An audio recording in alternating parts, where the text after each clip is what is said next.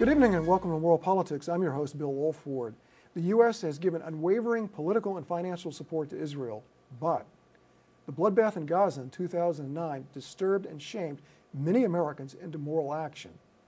One example of moral action has occurred in Albuquerque, New Mexico, where a coalition has put up a Defund Israel, or the Stop the $30 Billion billboard, a campaign that might be copied here in Seattle.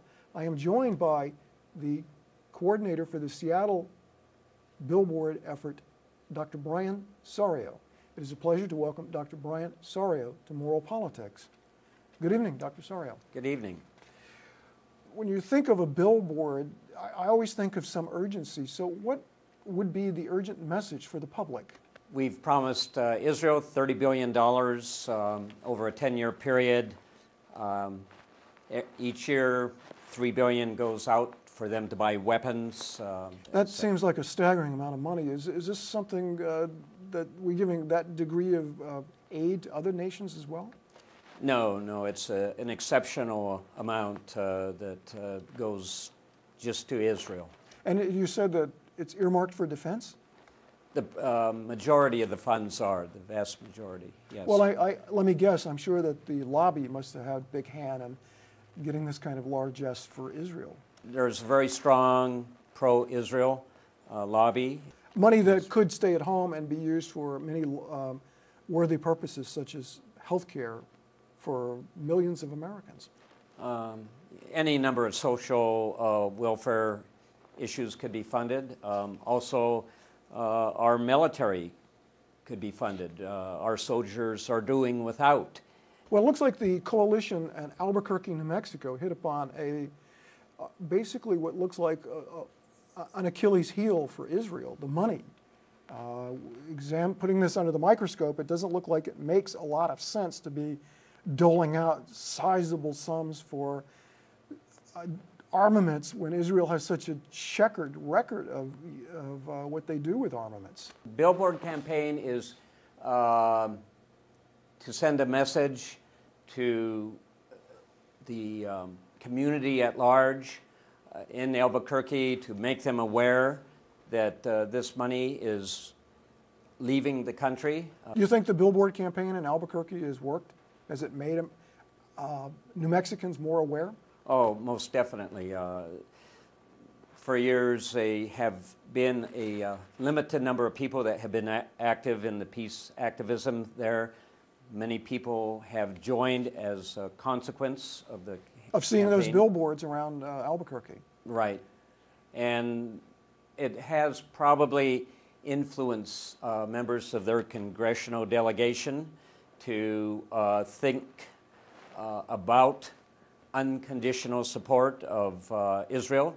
In other words, not necessarily go with Israel just because AIPAC came into your office. Not giving Israel a blank check, right? Maybe hold them to some humanitarian law rules. That would be an objective. You know, we give us $30 billion to Israel over 10 years, but aren't they in violation of the Foreign Assistance Act?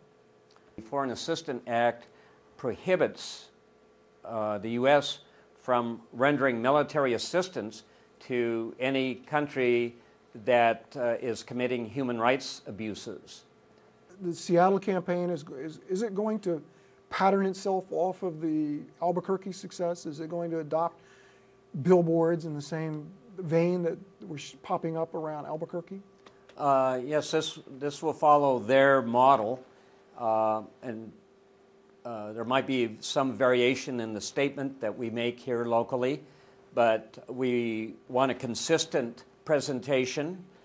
This will be part of a national campaign that's supported by the United States campaign to end the Israeli occupation out of Washington, D.C. So they're taking the sponsorship of the national effort to basically copy the Albuquerque billboard campaign. Right.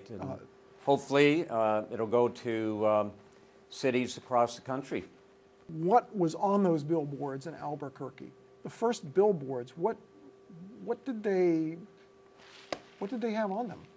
The first one was, let's stop giving Israel think, $30 billion. Let's stop killing Palestinian children, I believe it was. Was there a furor over that?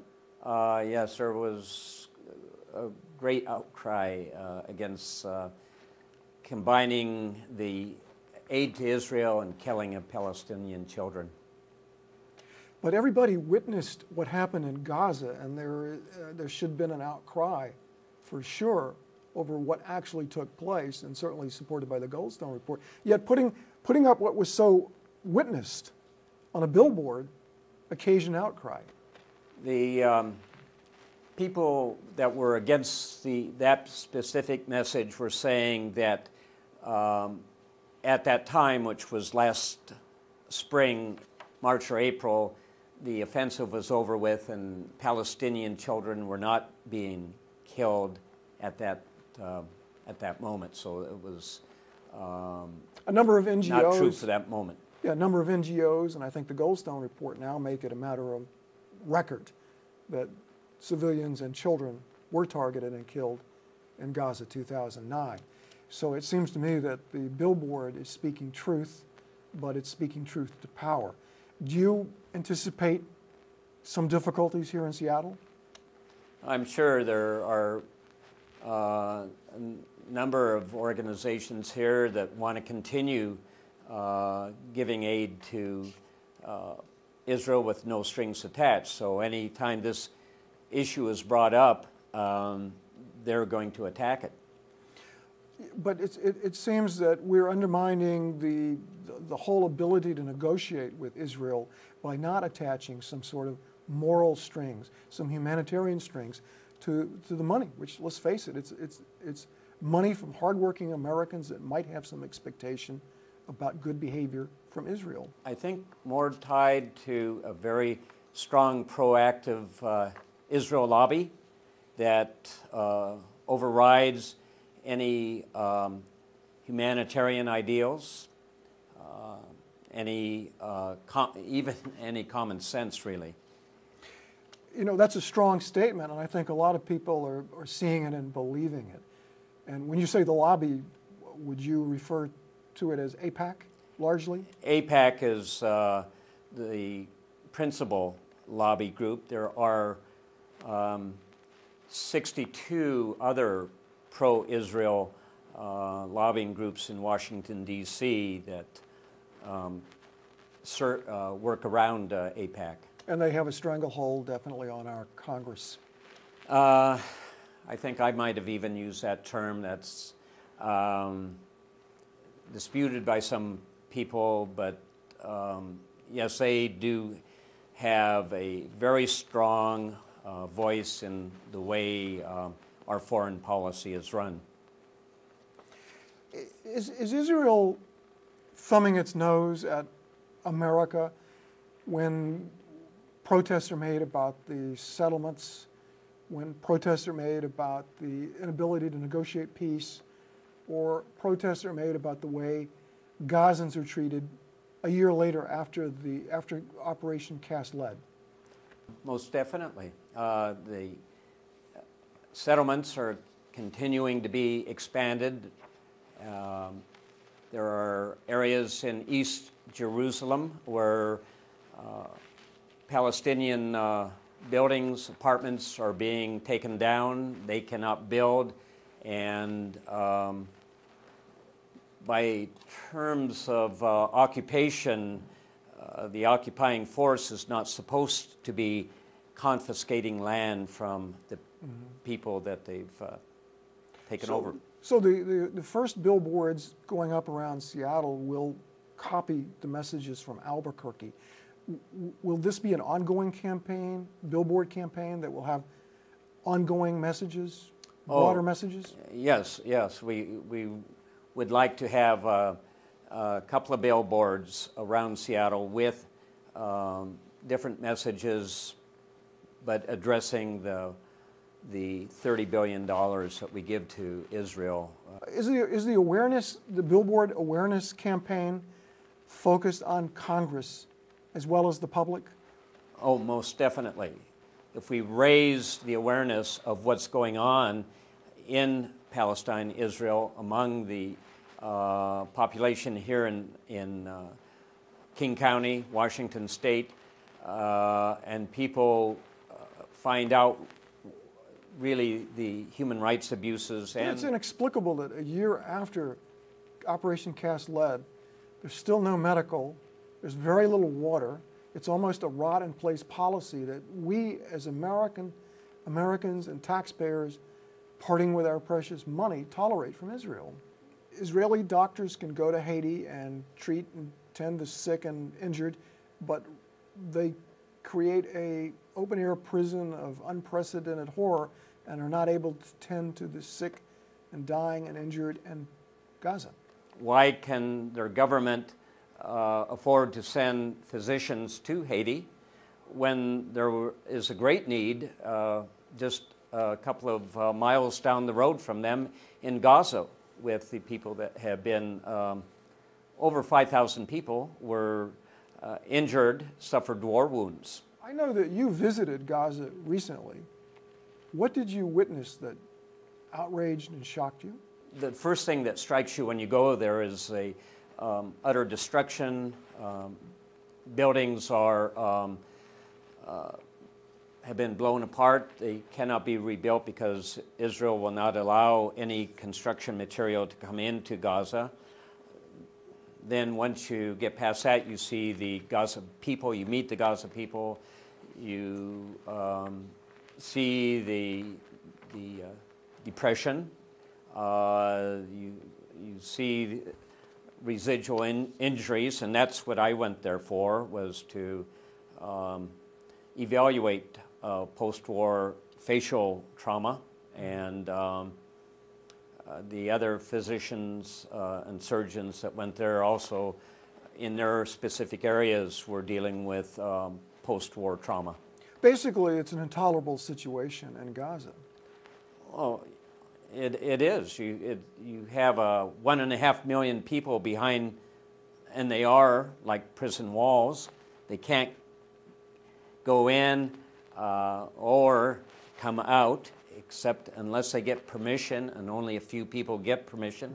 They've had a blockade for 2.5 years now, limiting food supplies and essential medical equipment and supplies to come in. Isn't using food, if I understand correctly, the use of food as a weapon of war is a war crime, or should be?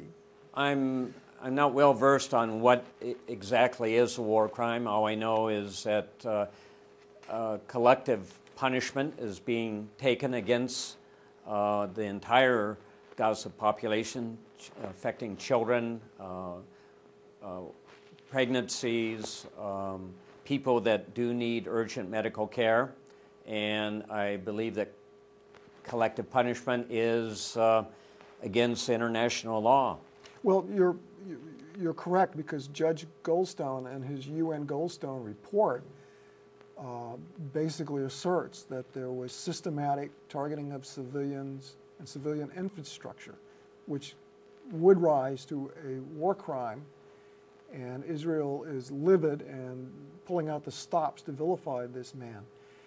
Did it look to you like there was a deliberate or systematic effort to make life miserable for the Gazans by Israel?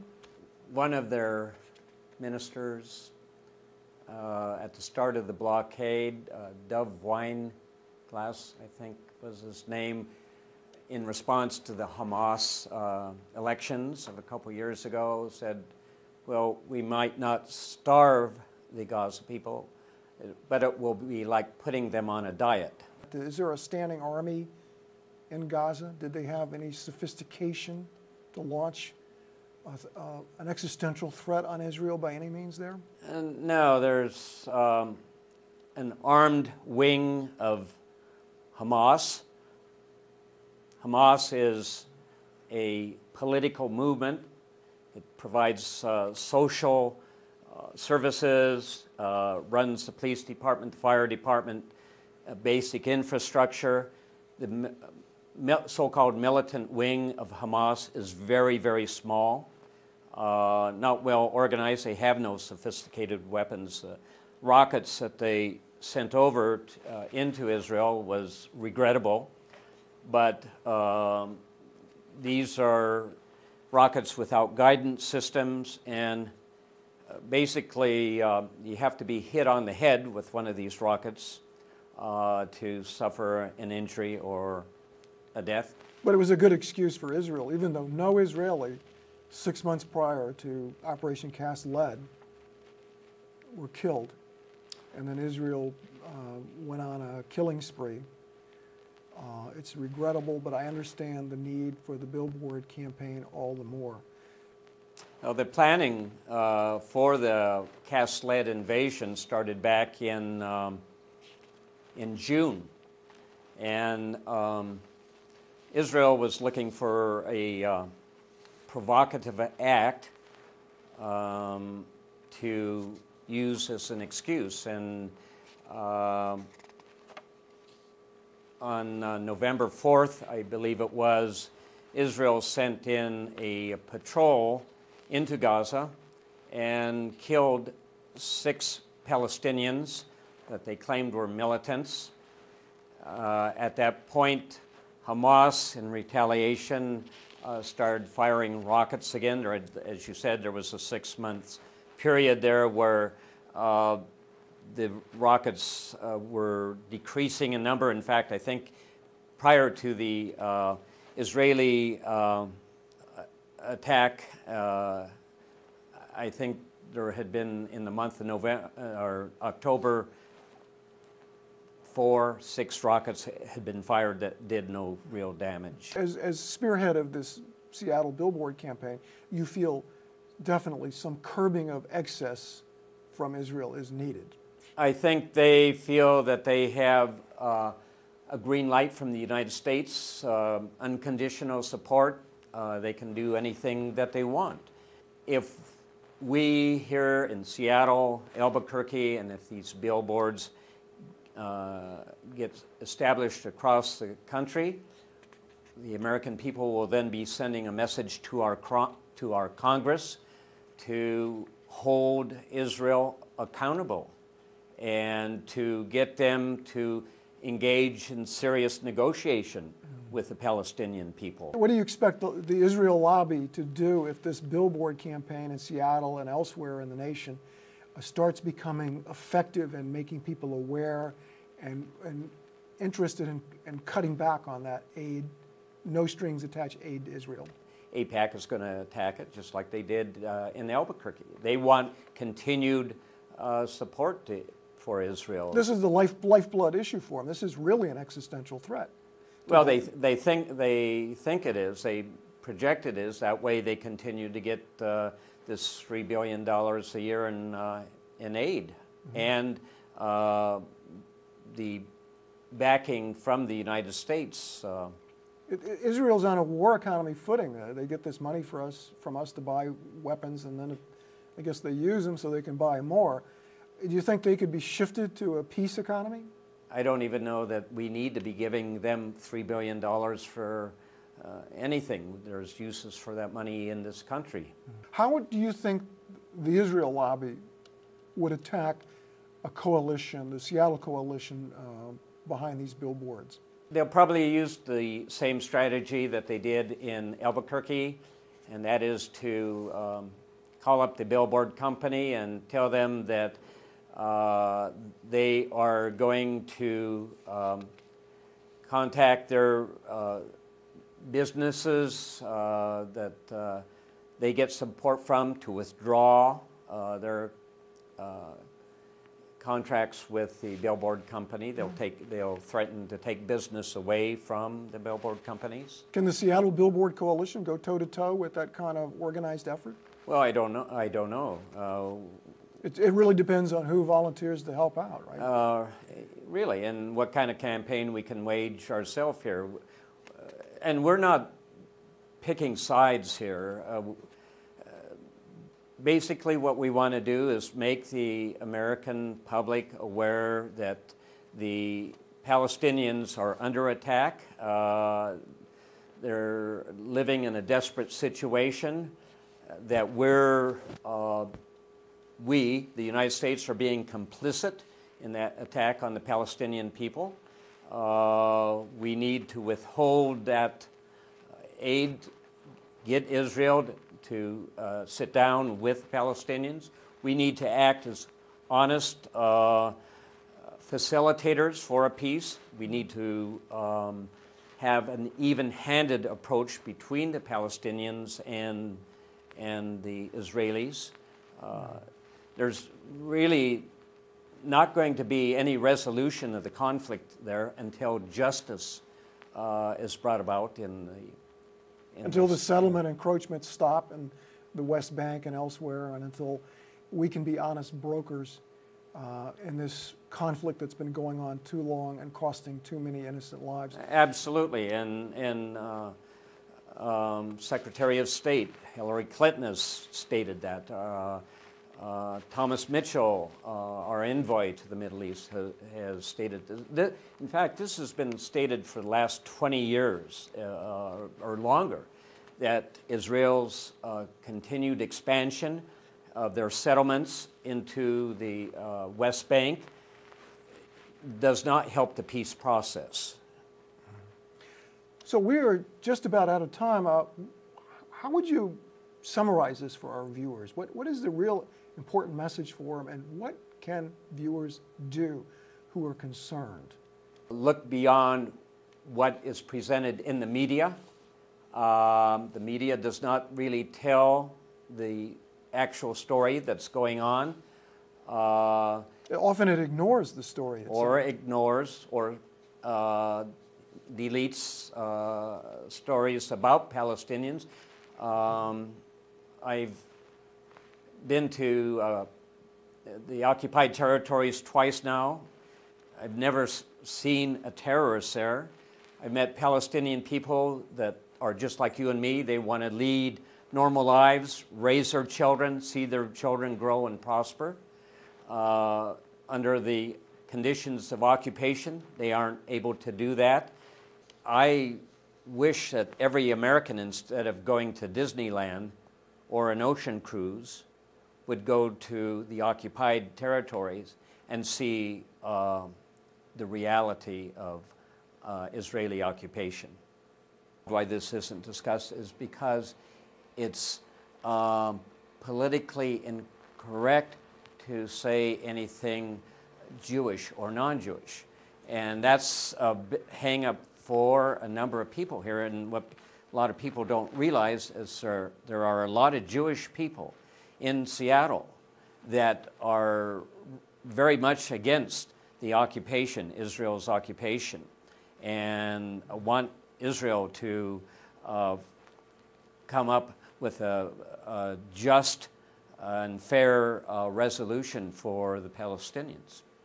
Israel is not going to change their position unless the United States takes a strong position itself and requires them to negotiate with the parties in Palestine, Hamas and Fatah together. We've got to have a balanced foreign policy in that area, and request that international law be adhered to. And what we hope to accomplish here in Seattle is to create a picture, an honest picture for American people that then will contact their Congress member and essentially lobby, put pressure on them to act in good faith towards justice and a just peace. So in other words, this Billboard campaign is going to rally the people who will lead, and of course whenever the people lead, then the elected follow. Well, our foreign policy is really made in Congress. Mm-hmm.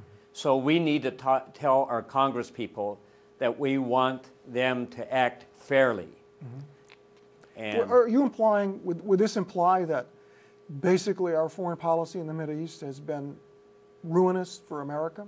We are involved in 2 wars because of a unbalanced foreign policy. This has been brought out this isn't anything original for me. It's been brought out by Mearsheimer and Walt in their book, The U.S. Foreign Policy and the Israeli Lobby. It's been pointed out by Jimmy Carter in his book. Famous figure, Anthony Zinni, ex-U.S. Marine Commandant, said the worst kept secret in Washington, D.C. is why we really went to war in Iraq. That was the lobby and the oil interests coming together. And we should say the defense contractors. And the neoconservative element. Right. Do you think an appeal to conscience will rally the public? Yes, Americans are honest people. And our great strength in this nation is, it's not our smart weapons and our nuclear arsenal. Our great strength in this nation are the principles on which we were built: justice, liberty, freedom, and acting in an honest way. If we carry out our foreign policy, and this is just a layman speaking here, the world will listen to us and they'll follow us. We can provide leadership through those basic principles. Basically, what you're echoing here is pass the word, something that appeared on the Albuquerque website, which we'll refer viewers to, basically saying have these discussions with your friends, your peers, your family, and even at your work. Maybe even be a conscientious objector when you shop. Hopefully to get Israel to the negotiation table, the peace process table. And that's the process called blockade, sanctions, and divestment. It's the same process that brought South Africa apartheid government to the peace table. I want to thank you very, very much for appearing on Moral Politics and bringing this word about the Seattle Billboard campaign to defund Israel. Thank you again. Thank you for having me.